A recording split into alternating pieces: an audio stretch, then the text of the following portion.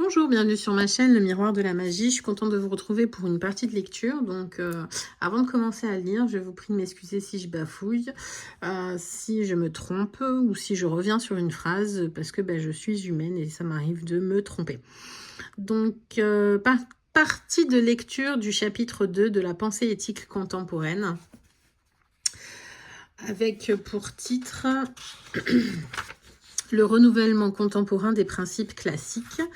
Et on revient sur le principe de la force affirmative. Voilà. Alors, le principe de la force affirmative. Voici un principe qui joue dans l'éthique classique chez Spinoza et bien au-delà un rôle décisif.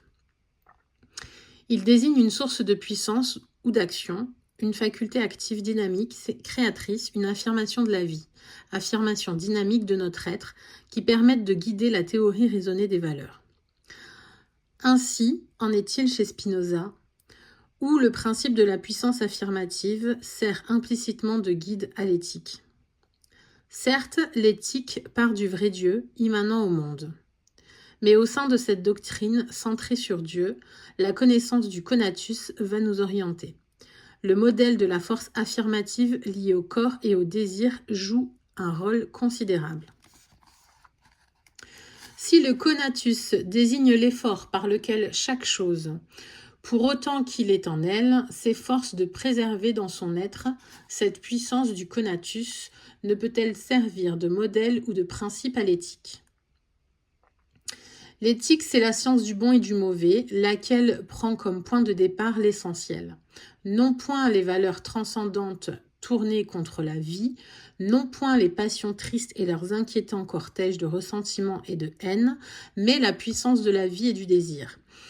Si un principe désigne la base, le point de départ d'un processus ou d'une déduction, nous pouvons dire que certes, de sive natura, Dieu ou la nature, est le premier terme d'où part l'éthique, mais que le paradigme qui anime la recherche spinoziste est bien le modèle de la puissance affirmative.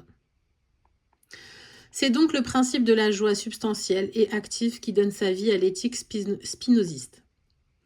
Sous un autre angle, on pourrait dire que la vraie éthique de Nietzsche, la vraie vertu, chemin vers la nouvelle valeur, sont réglés par le principe de la force affirmative et de la volonté de puissance, envisagée comme énergie conquérante et dominatrice, comme volonté d'un surplus de force active et dynamique, comme faculté créatrice et plénitude de l'âme.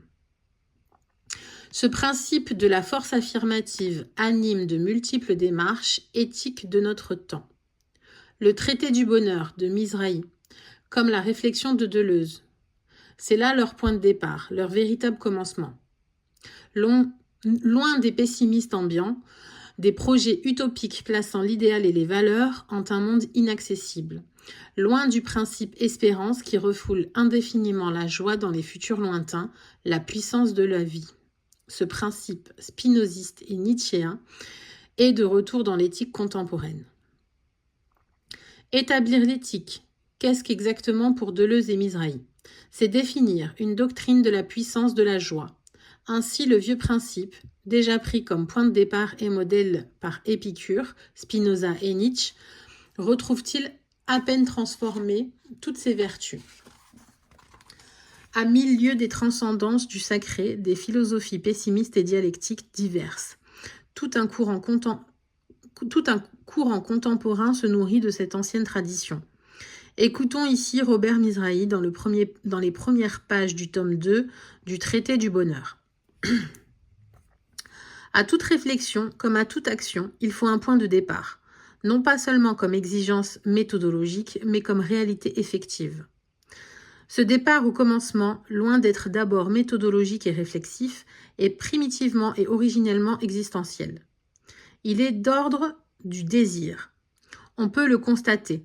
Et premier dans notre expérience, le désir de la joie, qu'il s'agisse de la jouissance ou de la satisfaction, ou bien encore de ces deux expériences simultanément ou alternativement, si le désir de la joie est fondement originel de l'existence, aussi bien que la pensée, la vraie vie, sera donc définie par une certaine modalité de la joie.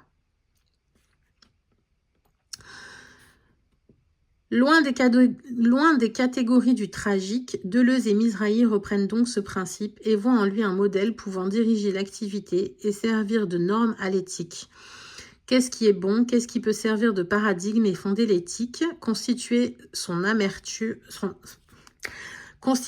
armature, mais la joie tout simplement la puissance du corps et de la vie. Seul est vrai de ce principe, seul est ferme ce roc de la puissance d'agir. Donc je reprends. Mais la joie, tout simplement, la puissance du corps et de la vie, seul est vrai ce principe, seul est ferme ce roc de la puissance d'agir.